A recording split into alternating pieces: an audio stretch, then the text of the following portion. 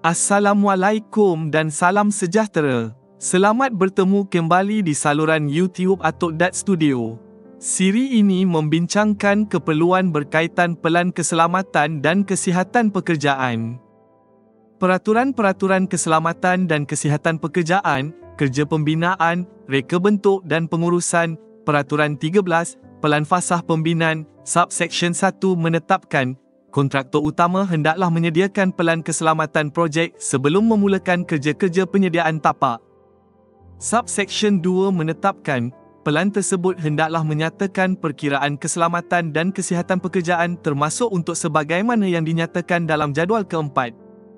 Jadual keempat, kerja yang melibatkan risiko tertentu. Kerja yang melibatkan risiko pekerja tertimbus tanah runtuh, terperangkap dalam tanah paya, atau jatuh dari ketinggian, terutamanya disebabkan kaedah atau keadaan tapak. Kerja yang mendedahkan pekerja kepada bahan kimia atau biologi berbahaya yang memerlukan pemantauan kesihatan. Kerja dengan radiasi pengionan yang memerlukan penetapan kawasan terkawal atau terselia.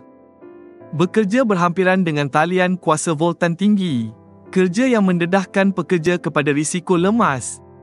Bekerja di dalam telaga, kerja tanah di bawah tanah dan terowong.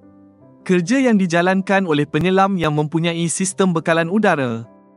Kerja yang dijalankan oleh pekerja di dalam kaisen dengan atmosfera udara termampat.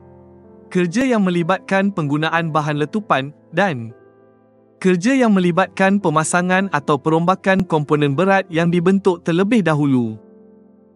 Subsection 3. Kontraktor utama hendaklah menyemak, mengkaji semula dan mengemas kini pelan keselamatan dan kesihatan sepanjang tempoh kontrak. Mana-mana pihak yang gagal mematuhi Peraturan 13, Pelan Fasah Pembinaan boleh didakwa. Sabitan kesalahan boleh dikenakan denda maksima RM500,000 atau penjara maksima 1 tahun atau kedua-duanya.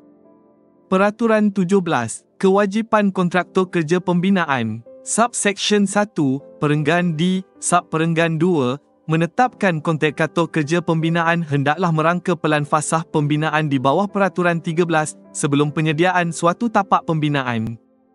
Mana-mana pihak yang gagal mematuhi Peraturan 17, Kewajipan Kontraktor Kerja Pembinaan, boleh didakwa. Sabitan kesalahan boleh dikenakan denda maksima RM500,000 atau penjara maksima 1 tahun atau kedua-duanya.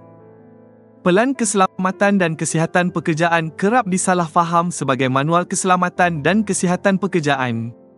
Kedua-duanya adalah dokumen yang berbeza dari segi kandungan dan tujuannya. Manual keselamatan dan kesihatan pekerjaan menggariskan secara ringkas bagaimana keselamatan dan kesihatan pekerjaan diuruskan. Manakala pelan keselamatan dan kesihatan pekerjaan pula adalah pelan tindakan terperinci yang menetapkan apa, mengapa, di mana, bila, siapa dan bagaimana aktiviti kerja tertentu perlu dilakukan dengan selamat dan tanpa risiko kepada kesihatan. Pelan keselamatan dan kesihatan pekerjaan projek hendaklah disediakan secara khusus dan serasi dengan ciri-ciri aktiviti kerja yang akan dijalankan termasuk hazard dan risiko yang berkaitan. Pelan yang diambil atau disalin daripada pihak lain atau projek lain berkemungkinan tidak sesuai dan tidak serasi dengan keperluan aktiviti kerja yang akan dijalankan serta hazard dan risiko berkaitan. Ia akan menyebabkan mereka yang terlibat atau berkaitan dengan aktiviti kerja yang akan dijalankan terdedah kepada risiko kejadian yang tidak diingini dan berpotensi ditimpa mudarat. Untuk menyediakan pelan keselamatan dan kesihatan pekerjaan projek yang serasi dengan keperluan, langkah pertama yang perlu dilaksanakan ialah menjalankan penilaian awal dan diikuti dengan pentaksiran risiko. Pertimbangan dan kaedah menjalankan penilaian awal akan dibincangkan di siri akan datang. Sekian untuk siri ini. Terima kasih. Assalamualaikum dan salam sejahtera.